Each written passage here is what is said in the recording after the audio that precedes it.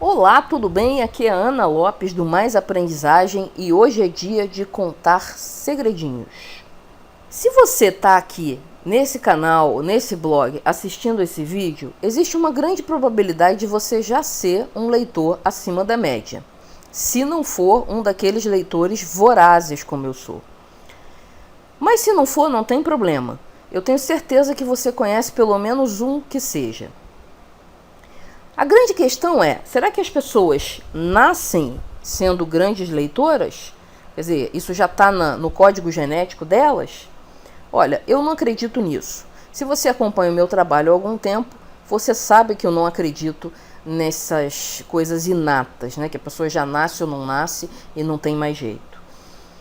Mas, além das evidências científicas que a gente tem de que habilidades cognitivas não são inatas, eu mesma já vi pessoas com mais de 40 anos se interessarem por algum assunto e, de repente, passarem a se tornar grandes leitores.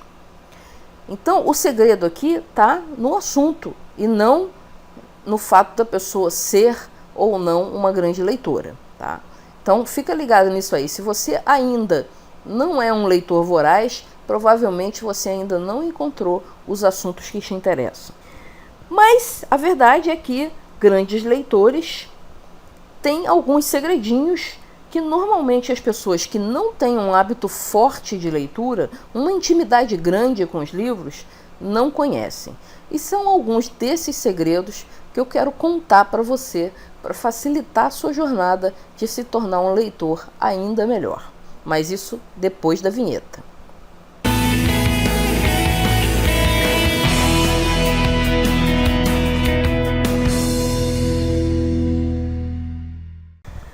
A primeira coisa que eu quero falar sobre como os grandes leitores lidam com o material escrito é sobre a questão da seleção daquilo que vai ser lido.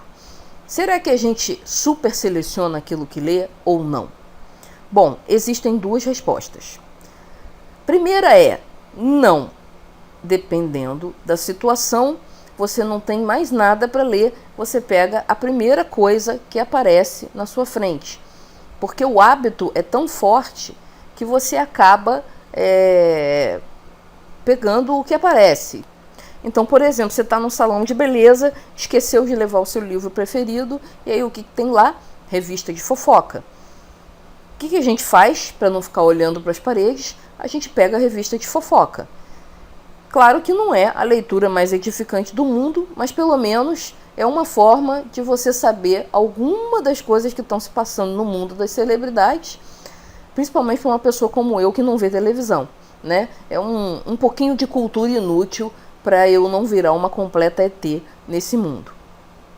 Então é uma coisa que acontece com quem tem essa gana muito grande de ler. Se não tem como escolher, a gente lê o que tem na frente. Até bula de remédio. Tá? Você está lá no médico com um remédio que você comprou na mão e a única coisa escrita que você tem é a bula do remédio. Você lê a bula do remédio. Na pior das hipóteses, você começa a ter algumas dúvidas e vai perguntar para o seu médico sobre os efeitos colaterais, sei lá. Mas sempre se aprende alguma coisa. Pode ser uma coisa mais útil, menos útil, mas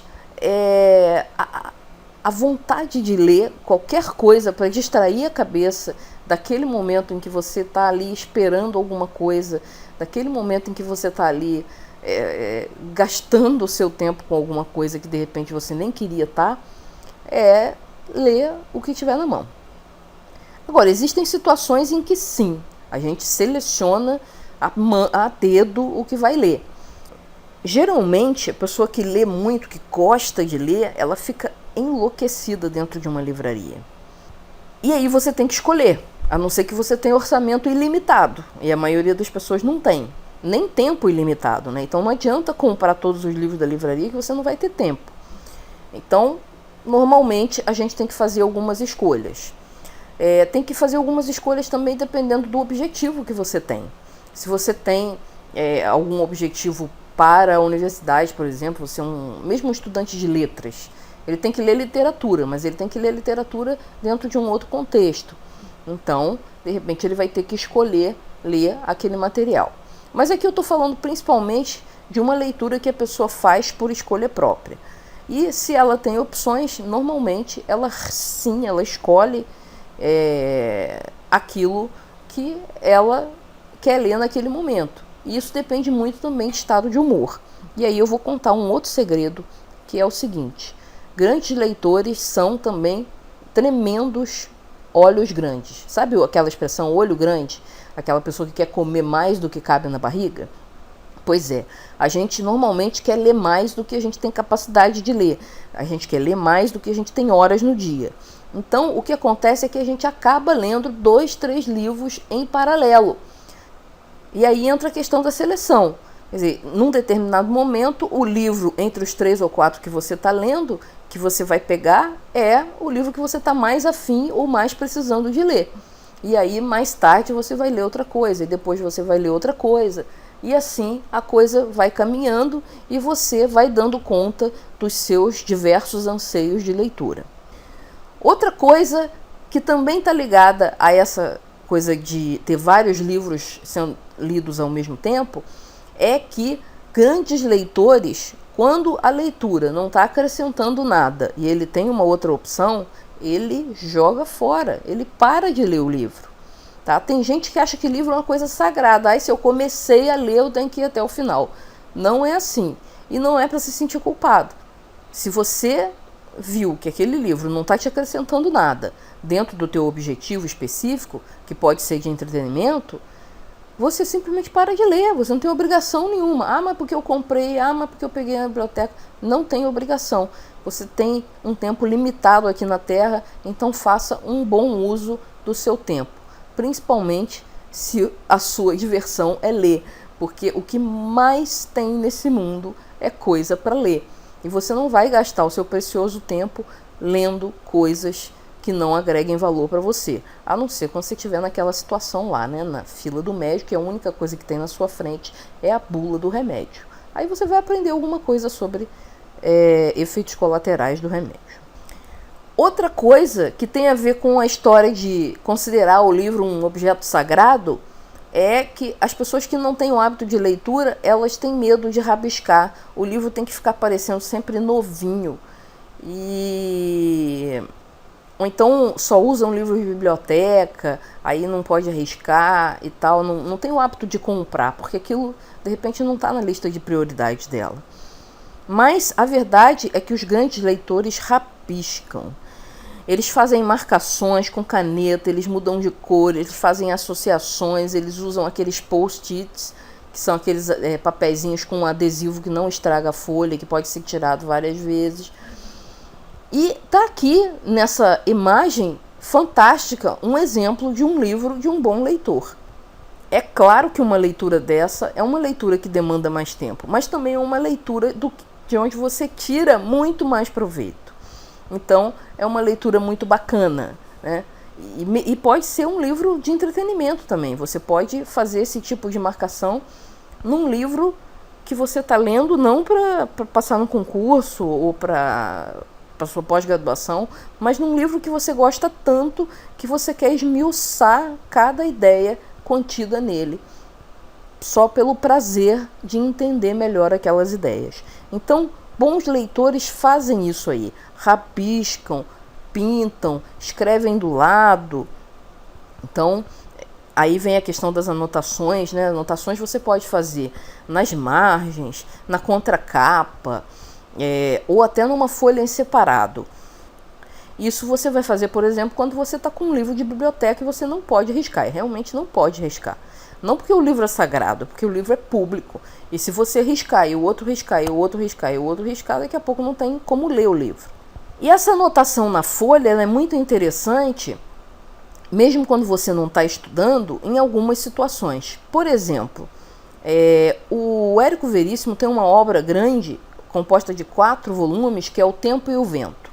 Esse que está na frente aí, O Continente, é o primeiro volume da obra chamada O Tempo e o Vento. E é uma história que passa por várias gerações, Quando você está no segundo livro, você já começou a esquecer algumas personagens do primeiro. Só que elas são citadas lá. E aí você demora para lembrar quem era essa pessoa, quem que ela era associada, qual a principal característica dela. Então, se você quer fazer uma leitura mais aprofundada desse livro, vale a pena você ter uma folha, por exemplo, para anotar algumas coisas sobre as personagens do livro, algumas passagens da história que você achou interessantes, para que você não se perca no meio do caminho, porque realmente é uma obra muito grande. Um outro exemplo, que na verdade quem fez foi um amigo meu, foi para ler 100 Anos de Solidão, do Gabriel Garcia Marques. 100 Anos de Solidão também é uma história que passa por várias gerações, com o agravante de que o nome do cidadão vai sendo repassado para as próximas gerações. Eu não me lembro agora, faz muitos anos que eu li 100 Anos de Solidão, mas é como se você tivesse um livro contando a história de 10 gerações em que o cara se chama João, tem um filho e dá o nome dele de João, e esse filho tem um outro filho e também se chama João. Então, no final das contas, aquilo vira uma confusão. E aí esse meu amigo anotava na contracapa alguma coisa que marcasse cada João desse, porque senão, no final das contas, ele não sabia mais do que o livro estava falando. E olha que 100 Anos de Solidão já é um livro complicado, porque ele é um livro que segue a tradição do realismo fantástico. Então, essa coisa é proposital, né? Já é para confundir mesmo. Mas ele queria entender, então ele foi fazendo anotações. Então, mesmo numa leitura de entretenimento, vale sim você fazer anotações, você rabiscar nas margens. O teu entretenimento se torna mais rico. Outro segredinho dos grandes leitores é que reler é uma coisa muito boa. Eu vejo algumas pessoas querendo fazer volume de leitura. Esse mês eu li 4 livros. Esse ano eu li 68 livros. Mas será que você precisava ler 68 livros diferentes? Será que não tem alguns livros que vale a pena dar uma segunda leitura? A minha experiência é que sim. E a grande maioria dos leitores vorazes tem o hábito de voltar a livros que eles já leram. Eu vou dar 2 exemplos da minha vida, um em que a experiência não foi das melhores na releitura e um que a experiência é sempre boa quando eu faço a releitura, e eu já fiz várias. Então, um dos livros que eu fiz a releitura e que me chamou a atenção, já reli muitos livros, né? Mas esse me chamou a atenção, porque foi um livro que uma amiga me emprestou na faculdade, Amor nos Tempos do Cólera. Nunca tinha me chamado a atenção, mas como ela me emprestou, disse que era bom, eu comecei a ler. Adorei o livro na época, fiquei encantadíssima com a história, com a forma de contar a história. Então realmente gostei muito do livro e fiquei com essa lembrança de um livro bom, de um livro gostoso de ler. Uns 10 anos depois, eu tive a oportunidade de rever esse livro. E tive uma certa decepção. Eu já não achei o livro tão bom. Então, isso pode acontecer. Mas também pode acontecer o contrário. Ou seja, você pegar um livro que você gosta tanto que você relê esse livro 15 vezes. E cada vez que você relê, você encontra alguma coisa interessante para ficar pensando sobre aquilo. Você encontra alguma coisa interessante para aplicar na sua vida. Ou você pega um aspecto diferente da história. Para mim, esse livro é o Memórias, Sonhos e Reflexões do Jung. Esse livro é uma espécie de autobiografia do Jung, que ele faz no final da vida. O Jung é um psicólogo que foi muito importante, que desenvolveu toda uma linha de terapia e de modelo de como a personalidade das pessoas funciona. E nesse livro ele conta de uma forma bem palatável para pessoas leigas toda a história dele, de como ele foi construindo essa visão da psicologia humana que ele construiu ao longo da vida dele. E esse livro é fabuloso, e volta e meia eu estou lendo esse livro. Então, é um livro que sempre me traz alguma coisa a mais toda vez que eu leio. Então, você tem esses 2 exemplos. Tá? Nesse caso aqui, a releitura não foi legal, tá? E eu botei aqui para mostrar que a sensação que você tem com o livro, ela varia de momento para momento. Então, de repente, com 20 e pouquinhos anos, ler esse livro foi uma experiência gostosa, depois com 30 e poucos não foi tão gostosa assim. Mas pode acontecer o contrário. Na maioria das vezes, acontece o contrário. Você revive todo o prazer daquela história novamente. Principalmente se passa muito tempo. Tá? Ou você pode ter aquele livro de cabeceira que você está sempre voltando nele, sempre tentando tirar mais alguma coisa dele e sempre sai. Esse é o caso, para mim, desse livro aí, Memórias, Sonhos e Reflexões. Então é isso. Eu queria contar aqui alguns segredinhos dos grandes leitores, mas no intuito de desmistificar a leitura.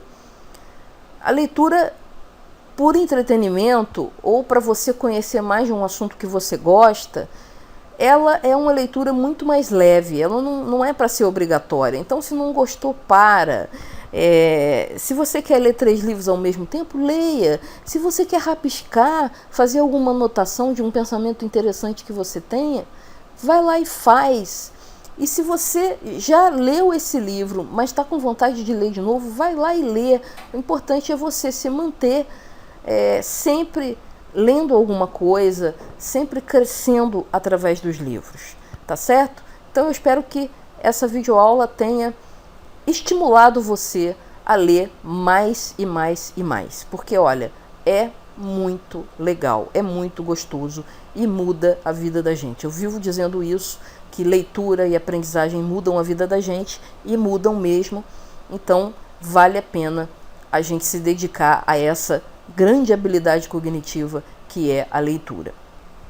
Bom, se você gostou dessa videoaula, eu sugiro que você se inscreva no nosso novo canal, clicando na logomarca Mais Aprendizagem, ou se você quer fazer algum comentário, algum segredinho de leitor voraz que eu não coloquei aqui, deixa o seu comentário lá no blog. E o link para o blog está embaixo desse vídeo.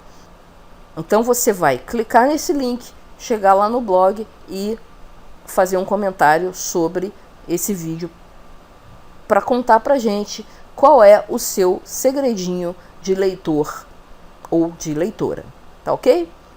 Então, muito obrigado por ter assistido até agora e até a próxima.